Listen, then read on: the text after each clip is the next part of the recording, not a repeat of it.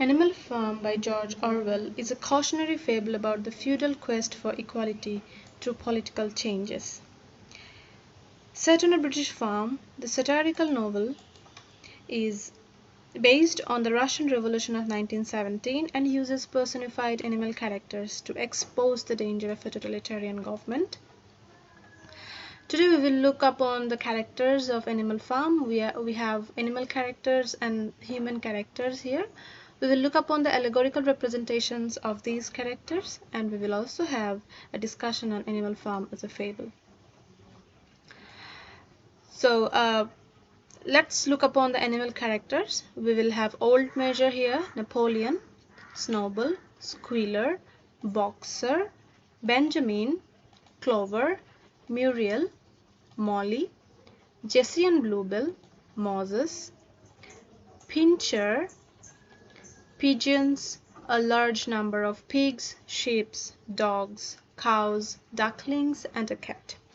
So we have all these animal characters here in Animal Farm. However, we will have a detailed discussion on the major characters of the farm, and we will understand the other characters whenever we will go through the novel itself. So here, first one is Old Major.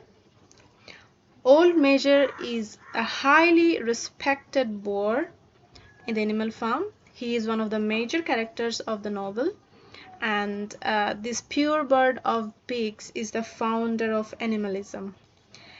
And he also teaches the animals, the beasts of England, and teaches them how they are exploited and what should they do, everything.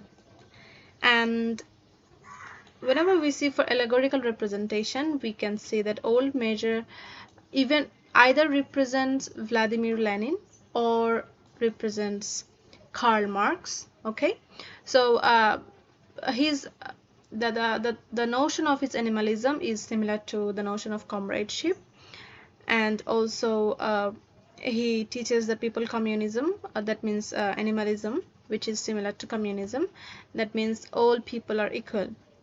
He also represents Karl Marx, and the motto and the slogan of Karl Marx was "Workers of the World Unite." So next we will have Stalin, Joseph Stalin. That means he is the allegorical representation of Napoleon. Napoleon is another pig in the Animal Farm. He is a stubborn boar and one of the three leading pigs after the death of Old Major. He is the main antagonistic character in George Orwell's Animal Farm, and he is an example of corrupt opportunist. And he has a historical representation. He represents the Soviet dictator Joseph Stalin. He represents the communist tyrant. He also represents the emergence of political tyrants throughout human history. Now we have Snowball. Snowball is another one of the two leaders of Animal Farm after the death of Old Major. He is a boar and one of the young leaders. He is most clearly attuned with Old Major's philosophy, and he devotes himself to bettering the animals in intellectual, moral, and physical ways. He brings literacy to the farm so that the animals can better grasp the principles of animalism by reading the 7 commandments he painted on the barn. He even plans to build a windmill so that the animals can get better electric facility. That means we can understand that he is actually a true leader for the animals and for the animal farm. However, he could not be there for a long time because Napoleon has threatened him and has sent him away. He is largely based on Leon Trotsky, and he describes how he led the opposition against Joseph Stalin, though he also includes elements of something like Vladimir Lenin. and he improves life for all in Russia. Okay, Trotsky, actually Leon Trotsky, he represents Leon Trotsky, and we know that Leon Trotsky actually wanted to improve the life for all in Russia. And also Snowball also wanted to improve the life for the animals in Animal Farm, but he could not. He was a failure, and eventually Leon Trotsky was also a failure. Next comes Squealer. He is also a very interesting character in Animal Farm. Squealer is a porker pig who is talented in arguments and deception. He actually works as the propaganda for Napoleon, and he spreads something good related to Napoleon. Squealer justifies the pig's monopolization of resources and spreads false statistics pointing to the farm's success. He represents the propaganda of a totalitarian dictator. Orwell uses Squealer to explore the ways in which those in power often uses rhetoric and language to twist the truth and gain the maintained social and political control. This is the picture of a horse we can see, and his name is Boxer. He is the cart horse in the Animal Farm who is very loyal to the leader and works hard all the time. His only motto in life was, "I will work harder and Napoleon is always right." And he has been sent to the slaughterhouse when he got really sick. Boxer represents uneducated and exploited working class who easily believe propaganda without any question. Next comes Benjamin, the donkey. He is a cynical character here, and he continuously undercuts animals' enthusiasm regarding their nationalism.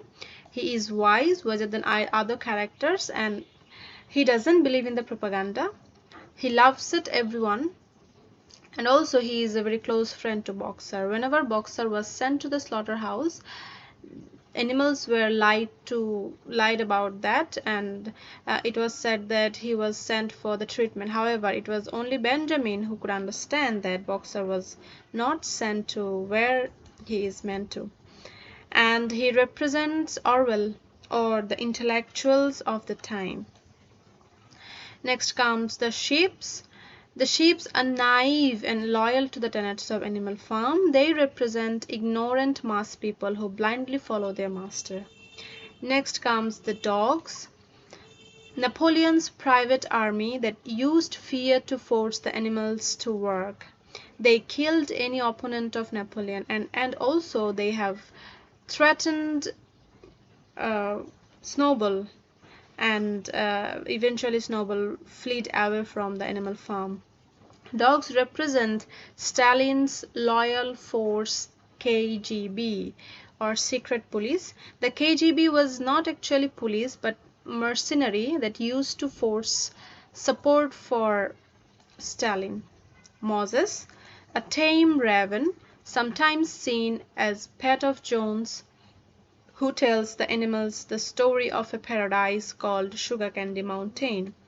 Moses represents religion, specifically Russian Orthodox Church. Stalin uses religious principles to make people work and to avoid revolt. So we have had the important animal characters. Now we will look upon the human characters of Animal Farm. There we find Mr. Jones, Mr. Pilkington, Mr. Frederick, Mr. Whymper, and other people. First one is Mr. Jones. Mr. Jones is the owner of the manor farm, who is selfish and drinks heavily. He is selfish like an autocrat, and he is very irresponsible as an owner of the farm. He doesn't look after the animals, he doesn't feed them, and eventually animals got angry and thrown him away from his own farm. So we will see the historical representation of Mr. Jones. He represents capitalism, and most specifically represents Tsar Nicholas of Russia.